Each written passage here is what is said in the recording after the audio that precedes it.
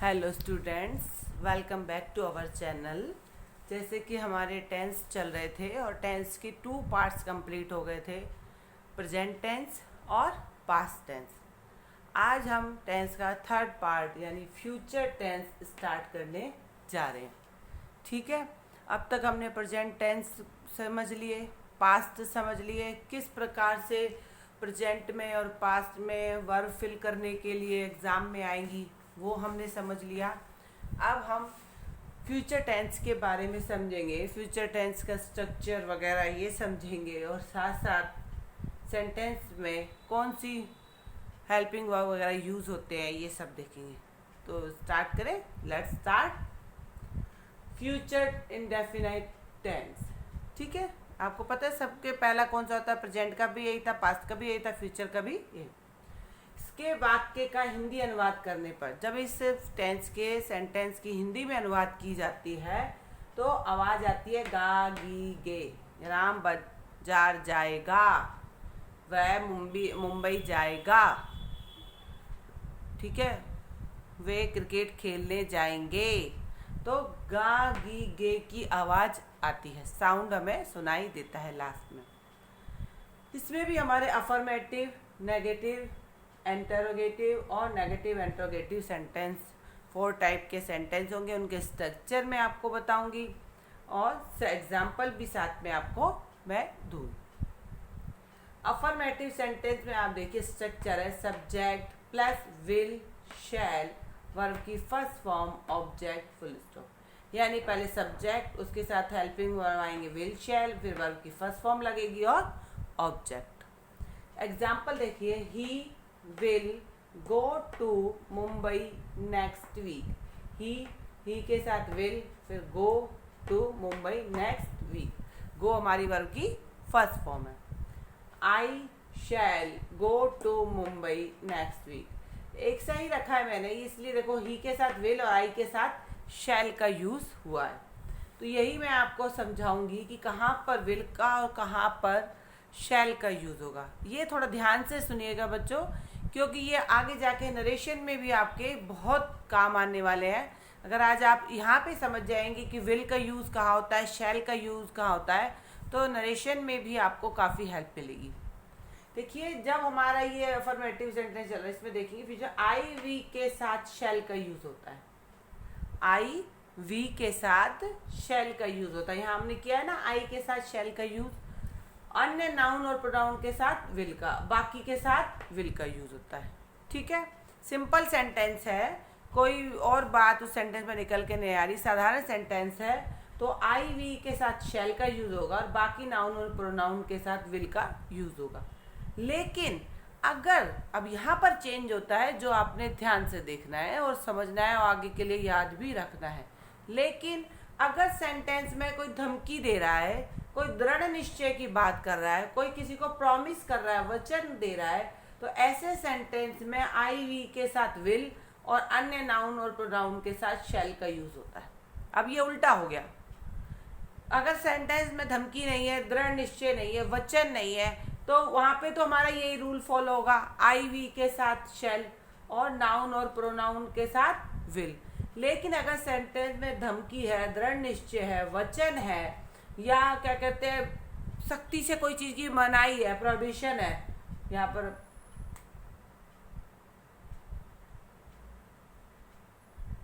Prohibition है, सख्ती से कोई मना कर रहा है, तो ऐसे सेंटेंस में आई वी के साथ हो जाता है विल और बाकी नाउन और प्रोनाउन के साथ हो जाता है शैल। एग्जाम्पल देखो, यहाँ पर आपने देखा था he will go to Mumbai next week. Simple बात थी कि वह अगले हफ्ते मुंबई जाएगा, या I shall go to Mumbai next week, मैं अगले हफ्ते मुंबई जाऊंगा। तो यहाँ पर ही के साथ विल और आई के साथ शैल का यूज हुआ।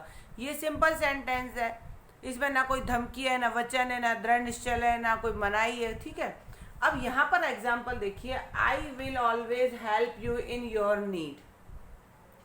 आई के साथ क्या आ गया? विल, और जबकि हम कह रहे थे आई वी के साथ शैल, लेकिन कहाँ जहाँ सेंटेंस में धमकी दृढ़ निश्चय ना हो, लेकिन यहाँ पर क्या है? प्रॉमिस है। आई will always help you in your need, मैं हमेशा तुम्हारी जरूरत में तुम्हारी मदद करूंगा। आई ऑलवेज हेल्प यू, मैं हमेशा तुम्हारी मदद करूंगा। इन योर नीड, जब तुम्हें आवश्यकता होगी मैं हमेशा तुम्हारी मदद करूंगा। ये क्या कह रहा है, वो प्रॉमिस कर रहा है, वो अपने फ्रेंड को वादा कर रहा है। तो जब प्रॉमिस वचन है तो आई के साथ क्या हो जाता है, विल आई के साथ लगते हैं। इसका मतलब ये हो गया कि ये बात दृढ़ता के साथ कह रहा है, पक्का वो ये करेगा। तो जब वचन हो जाए तो I will always help you in your need. इसके बाद देखेंगे we will fight to the finish, हम अंत तक लड़ेंगे। यहाँ पर डिटर्मिनेशन है, दृढ़ता है, दृढ़ निश्चय की बात है कि हम लड़ाई के अंत तक लड़ेंगे। ठीक है, तो यहाँ पर भी देखिए आप वी के साथ क्या आ गया, विल आ गया। यहाँ पर था ना आई वी के साथ शैल, और कहाँ पर होता है, जब सिंपल सेंटेंस होते हैं। लेकिन जब दृढ़ निश्चय धमकी वचन हो तो आई वी के साथ विल, और अन्य नाउन प्रोनाउन आ जाए तो उनके साथ शैल। तो आई वी के साथ विल आ गया। अब यहाँ पर अगले सेंटेंस देखेंगे you shall not enter my room with muddy feet, तुम मेरे कमरे में कीचड़ भरे पैरों से नहीं आ सकते। तो ये क्या है, प्रोहिबिशन है, यानी कि प्रतिबंध एंड मना कर रहा है। वो जब किसी चीज को सख्ती से मना किया जाता है तो वहां पर भी नाउन या प्रोनाउन हो तो उनके साथ, यहाँ पर अगर आई होता तो आई आता, आई विल नॉट, आई या वी होता तो वी विल नॉट होता। ठीक है, लेकिन यहाँ पर क्या, you shall not enter my room with muddy feet, तो यू के साथ क्या आ गया, शैल। तो आपने एक चीज यहाँ पर यही बात याद रखनी बेटा, अगर सेंटेंस में धमकी नहीं है, दृढ़ निश्चय नहीं, वचन नहीं है, या कोई सख्ती से मनाही नहीं है, तो आप आई वी के साथ शैल का यूज करोगे और बाकियों के साथ विल का।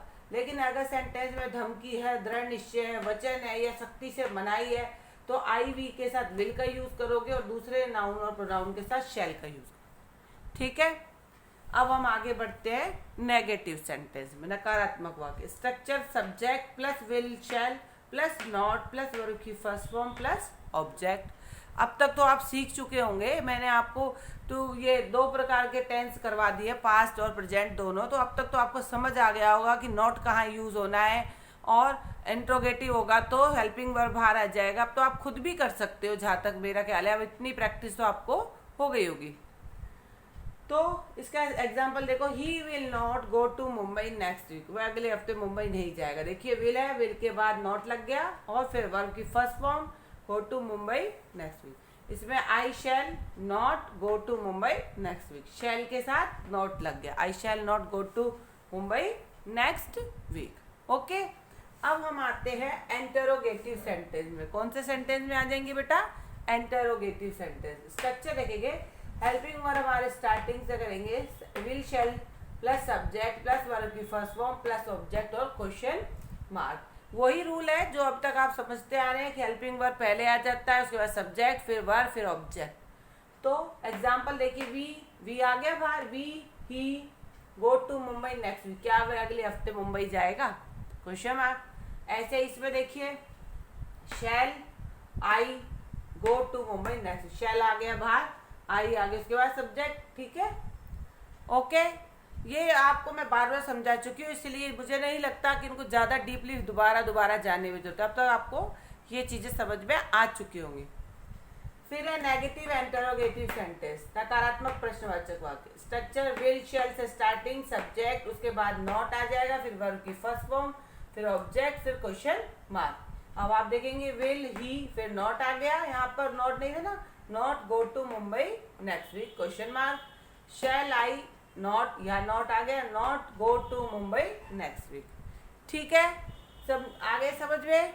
ये हो गया अफर्मेटिव, ये हो गए नेगेटिव, ये इंट्रोगेटिव, ये नेगेटिव इंट्रोगेटिव सेंटेंस। आपको इनके स्ट्रक्चर समझा दिया, एग्जाम्पल दे दिए, और ये भी बता दिया कि आई वी के साथ शैल का यूज कब होता है और आई वी के साथ विल का यूज कब होता है। ओके, अब एक चीज और इसमें समझनी है, इस टेंस का प्रयोग कई बार आदत संबंधी कार्यों और सामान्य सच्चाइयों के लिए भी किया जाता है। कई बार ऐसा होता है कि किसी की आदत के बारे में बात हो रही है तो वो भी फ्यूचर टेंस में चली जाती है, या कोई सच्चाई होती है सामान्य साधारण सी, तो वो भी फ्यूचर टेंस में चली जाती है। जैसे कि एग्जाम्पल देखेंगे, he will always tell lies, he will always tell lies, वह हमेशा सच बोलेगा। ठीक है, ये क्या है, ये उसकी आदत है, तो ये हैबिचुअल एक्शन है, तो इसी से हम किस में ले गए, ही ऑलवेज टेल लाइज भी कर सकते हैं, हमेशा सच बोलता है। लेकिन यहाँ पर क्या आ गया, विल का यूज हुआ, क्योंकि ये हैबिचुअल जो एक्शन है वो फ्यूचर टेंस में चला जाता है। ओके, उसके बाद नेक्स्ट एग्जांपल हम देखेंगे, a dog's tail will remain crook, यानी एक कुत्ते की जो पूंछ है वो हमेशा टेढ़ी ही रहती है। ये आप देखेंगे ये जनरल ट्रुथ है, हम नॉर्मली बात करते हैं कुत्ते की पूंछ तो कभी सीधी होती नहीं है, वो तो टेढ़ी रहनी है। तो a dog tail will remain, रहेगी, रहती है, a dog's tail remain crook या a dog's tail will remain crook.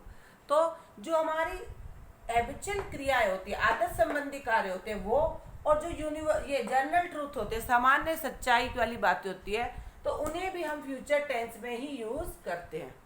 ठीक है, ओके स्टूडेंट्स, ये आज आपका फ्यूचर इंडेफिनिट टेंस था जिसे मैंने आपको समझाया है। आप इस वीडियो को शुरू से लेकर लास्ट तक पूरा देखिएगा और सारे एग्जाम्पल को ध्यान से कीजिएगा, और ये साथ साथ अपनी फेयर नोटबुक में भी आप इसे नोट करते जाएंगे। नेक्स्ट वीडियो में नेक्स्ट टेंस होगा। Okay, good day, have a nice day.